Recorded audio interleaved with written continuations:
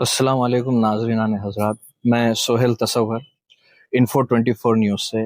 आज मैं हूँ एक हैदराबाद के मशहूर शख्सियत जो जाने जाते हैं अपने ह्यूमैनिटेरियन ग्राउंड्स, सोशल सर्विस और रहमदिली के। मैं बात कर रहा हूँ स्पोक पर्सन एमबीटी जनाब अमजदुल्ला खान साहब। अस्सलाम वालेकुम। वालेकुम सलाम। आपके इन्फो 24 न्यूज़ के तमाम नाजरीन को हमारी तरफ से अस्सलाम वालेकुम। सर, आपका हमारे चैनल पे वेलकम है और बहुत बहुत शुक्रिया जो आपने हमारे लिए वक्त निकाला और हमें अटेंड करे। आपका शुक्रिया।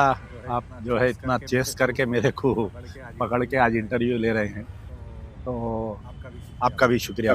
जी, शुरुआत करते हैं कि सर आपकी पार्टी कब शुरू हुई थी, कैसे शुरू हुई थी और क्या एजेंडा से शुरू हुई? देखिए, एक्चुअली गाजी मिल्लत मरहूम अमानुल्लाह खान साहब जो है वो ऑल इंडिया मजलिस इत्तेहादुल मुस्लिमीन के मेंबर रह चुके हैं और तकरीबन अपनी ज़िंदगी का एक निफ्स हिस्सा मजलिस इत्तेहादुल मुस्लिमीन का एज ए वर्कर, और फिर उसी पार्टी में एमएलए इलेक्ट हुए और तकरीबन जो है 4 या 5 टर्म एज ए एमएलए गुजारे। टोटल करीब करीब 30 साल एज ए एमएलए रहे।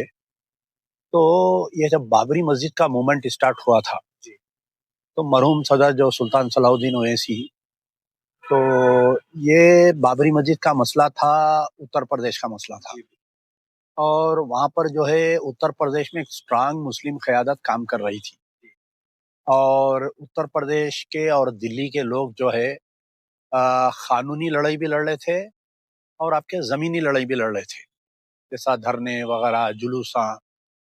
लेकिन अचानक ये हुआ कि PV Narasimha Rao prime minister बने। बनने के बाद में जो बाबरी मस्जिद राबेता कमेटी चल रही थी, जिसमें शहाबुद्दीन साहब थे और बड़े-बड़े लोग थे उसमें। अब जो मौजूदा शाही इमाम है, उनके वालिद भी थे उसमें। ये बाबरी मस्जिद राबेता कमेटी में जो है उसको तोड़े, पीवी नरसिम्हा राव साहब खुद तोड़े। तोड़ के जो है एक ऑल इंडिया बाबरी मस्जिद एक्शन कमेटी बोल के बनाई। तो बनाने के बाद में इत्तेफाक से ये हुआ कि सुल्तान सलाहुद्दीन ओवैसी साहब को उसका सदर बना दिया अचानक ही।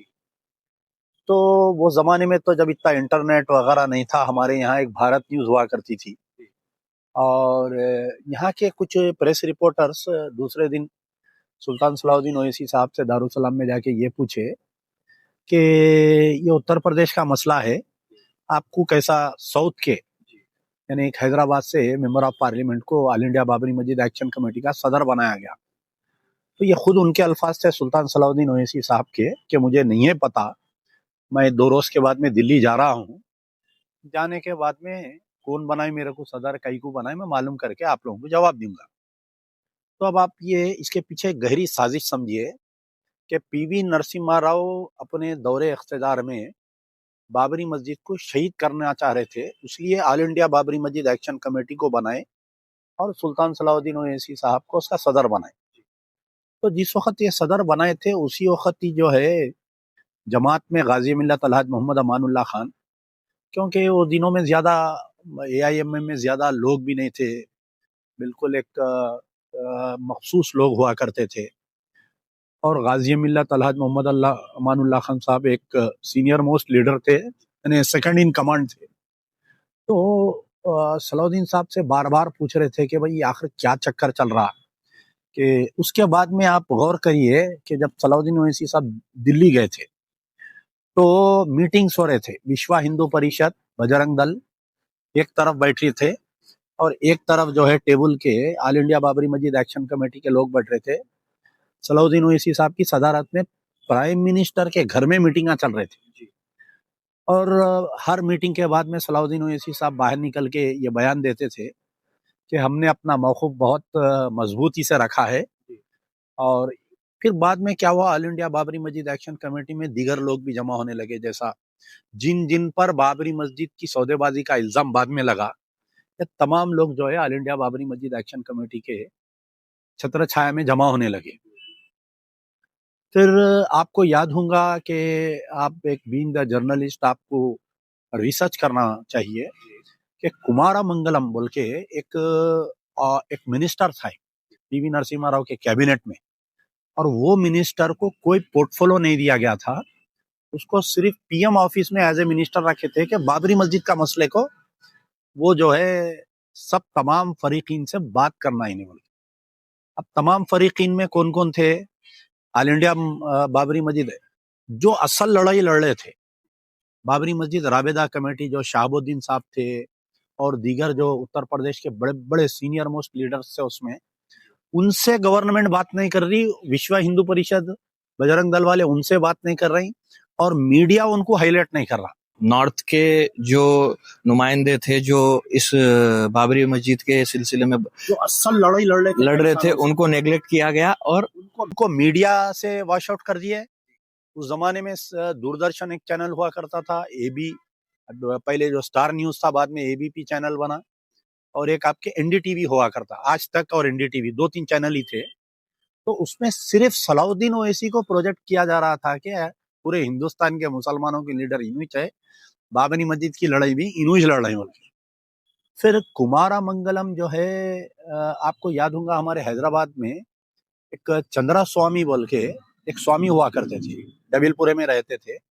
वो पीवी नरसिम्हा राव के जो उस्ताद थे, तीरथ राम बोल के कुछ थे, उन्होंने आरएसएस के आइडियोलॉग थे उन्होंने। तो जो पीवी नरसिम्हा राव के उस्ताद थे, इन्हों भी उनके चेले थे। तो ये पीवी नरसिम्हा राव और स्वामी की दोनों की बहुत जमा करती थी। तो वो हमारे कहने डेविलपुरे पे रहते थे वो स्वामी, उन्होंने भी जो है बाबरी मस्जिद के केस में एक्टिव हो गए जैसा PV Narasimha Rao prime minister बनते।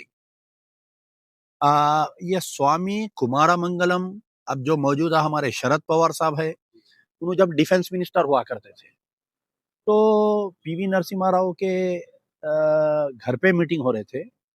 दिल्ली में सलाउद्दीन साहब का जो एमपी से अलाटेड जो घर था उसमें मीटिंग हो रहे थे, और दारुसलाम में यहाँ पर भी कुछ उस सिलसिले में मीटिंग हो रहे थे। तो कुमारा मंगलम दारुसलाम को आया था एक बार। फिर वो चंद्रा स्वामी जो स्वामी है, जो पीवी नरसिम्हा राव का जो खास दोस्त था, उन्हें आ रहा था। कहीं ना कहीं यह साजिश का अंदाजा लग रहा था कि बाबरी मस्जिद को गिरा दिया जाएगा और ऑल इंडिया बाबरी मस्जिद एक्शन कमेटी खामोश बैठी हुई रहेंगी, कोई एक्शन नहीं करेंगी। आप देखें कि सारे जब फासिस्ट तंजीमें जितने थे ये बोल रहे थे कि 6 दिसंबर 1992 को हम किसी भी हालत में बाबरी मस्जिद को ढा देंगे, और being the all India Babri मस्जिद एक्शन कमेटी के सदर सुल्तान सलाउद्दीन ओवैसी साहब ये बोल रहे थे कि हम फलाने से तयखुन ले लिए, हम फलाने से तयखुन ले लिए, बाबरी मस्जिद को कुछ होने वाला नहीं, हिंदुस्तान के मुसलमान एहतजाज करने की जरूरत नहीं है। 6 दिसंबर के दिन जब बाबरी मस्जिद गिर रही थी, ये सारे all India Muslim personal law board के मेंबर्स जितने भी थे, ये ऑल इंडिया बाबरी मस्जिद एक्शन कमेटी के मेंबर्स जितने भी थे, पीवी नरसिम्हा राव के घर में बैठ के पूरा डिमोलिशन सैटेलाइट से देख रहे थे लोग पूरा। और पीवी नरसिम्हा राव बाबरी मस्जिद यानी जब पहला सब्बा लगा था और पूरी मस्जिद शहीद हुई, जब तक उन्हें बाज़ाब्ता आह्वानम कर रहा था उन्हें बैठ के। और शाम को 7 बजे के करीब में आपको याद होना चाहिए कि ये तमाम मुस्लिम लीडर्स निकल के मीडिया को एड्रेस करे थे पीवी नरसिम्हा राव के घर के बाहर, प्राइम मिनिस्टर के घर के बाहर। ये बोले कि हम पीवी नरसिम्हा राव से तयखुन ले लिए हैं कि बाबरी मस्जिद दोबारा उसी मुकाम पर बन जाएगी। ये हिंदुस्तान के मुसलमानों को तयखुन देने वाले का नाम सुल्तान सलाउद्दीन ओवैसी, जो ऑल इंडिया बाबरी मस्जिद एक्शन कमेटी का सदर और ऑल इंडिया मजलिस इत्तेहादुल मुस्लिमीन के सदर थे। तो जब खान साहब बोले कि भाई ये क्या किस्सा क्या है आखिर, और फिर कुछ दिन के बाद में, यानी उस जमाने में कलकत्ते का स्टेट्समैन बोल के एक अखबार हुआ करता था, शहादत से 3 रोज पहले वो अखबार पूरा लिख दिया था कि किसको क्या क्या चीज मिली। उसमें ये इल्जाम था कि मजलिस इत्तेहादुल मुस्लिमीन को दक्कन मेडिकल कॉलेज का अफिलिएशन मिला है बाबरी मस्जिद की शहादत पर खामोश बैठने के लिए। और आपको मालूम होना चाहिए कि बाबरी मस्जिद की शहादत के बाद में पूरे हिंदुस्तान में मुसलमान गड़बड़ करे, रोड पे आ गए। खुद हमारे हैदराबाद में, मेरे खुद चंचलगुड़े में पुलिस फायरिंग में एक बच्चा शहीद हो गया था। कई लोग उसमें एहतजाज में जब पुलिस फायरिंग में मर गए थे। तो हैदराबाद, जहां से Sultan Salahuddin Owaisi member of parliament है और ऑल इंडिया मजलिस इत्तेहादुल मुस्लिमीन के सदर है, तो खान साहब निकल के एहतजाज कर रहे थे। पूरे हैदराबाद के आग बना हुआ था हैदराबाद। शाम में मगरिब के वक्त में सुल्तान सलाहुद्दीन ओवैसी साहब का उस वक्त के जो याकुतपुरा एमएलए थे इब्राहिम बिन अब्दुल्ला मस्कती को एक फोन आता है और एक सरपरस्त थे जनाब गौस पीर साहब बोलकर, उनको फोन आता है और ये बात कही जाती है कि अमानुल्लाह खान से कहो कि एहतजाज मत करो। और एक बात आपको मालूम होना चाहिए कि कुछ लड़के जो है एहतजाजन ये लोग जो है रोड पे नमाज पढ़े थे कि तुम हमारी मस्जिद को शहीद करते, अब हम जो है रोडों पे नमाज पढ़ना शुरू करेंगे बोल के एबिट्स पुलिस स्टेशन के सामने नमाज पढ़े थे। तो सारे बच्चों पे उस वक्त के पुलिस कमिश्नर टाड़ा लगा दिया था।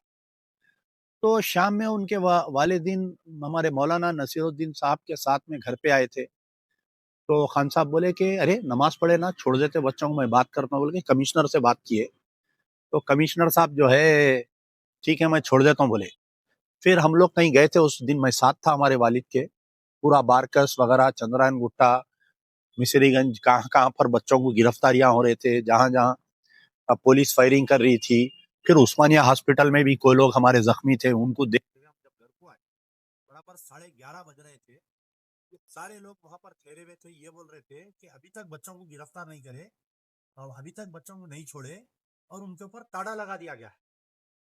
तो खान साहब फिर रात में कमिश्नर को बात करे तो बोला, उन्हें कमिश्नर के अल्फाज सुनिए, आप गौर करिए कि उन्हें हंसते हुए ये बोला फोन पे कि आप मेरे से पूछ रहे हैं कि बच्चों को क्यों नहीं छोड़े बोल के, आप अपने सदर से पूछो सुल्तान सलाहुद्दीन साहब से बोल। तो सुल्तान सलाहुद्दीन ओवैसी कहीं ना कहीं पीवी नरसिम्हा राव से प्रेशर करा के उस वक्त पे विजय रामा राव बोल के, आपको याद होगा हमारा एक पुराना पुलिस कमिश्नर था, सीबीआई का डायरेक्टर था उन्हें उस वक्त में, तो वो बच्चों को जो है ताड़ा केस में बुक करके तकरीबन 60 मुस्लिम बच्चों जेल को भेजे, जो तकरीबन 6 महीने जेल में रहे वो लोग। आज भी कई लोग बकायदे हयात है, आप उनसे पूछ सकते। तो जब गाजी मिल्लत गड़बड़ कर रहे थे ये और ये सौदेबाजी का इल्जाम लगाए, तो अमानुल्लाह खान को ऑल इंडिया मजलिस इत्तेहादुल मुस्लिमीन से 6 महीने के लिए मुअत्तल किया गया, सस्पेंड करे। तो खान साहब जो है क्योंकि एक अवामी नुमाइंदे थे, एमएलए थे, घर में तो नहीं बैठ सकते थे, तो बाद में जब ये सस्पेंशन के खिलाफ में और ये बाबरी मस्जिद शहादत के खिलाफ में शहर में जलसे हो रहे थे, तो एक नाम आया मजलिस बचाओ तहरीक, सेव मजलिस मूवमेंट। बाद में उसको फिर इलेक्शन कमीशन में रजिस्टर करे और 1993 में इसको रजिस्टर करे, जो आज तकरीबन अल्लाह के फजल से 30 साल से चलते आ रही है। तो इसका नाम है मजलिस बचाओ तहरीक। इसका क़याम ऐसा हुआ, तो कई लोग आज कई लोगों को नहीं मालूम मजलिस बचाओ तहरीक कैसा है। वही मैं आपका शुक्रिया अदा करता हूँ कि इन्फो 24 न्यूज़ आप लोग को इतना तवील मेरा सवाल यानी आप लोग सवाल पूछे और मैं इतना तवील जवाब दिया।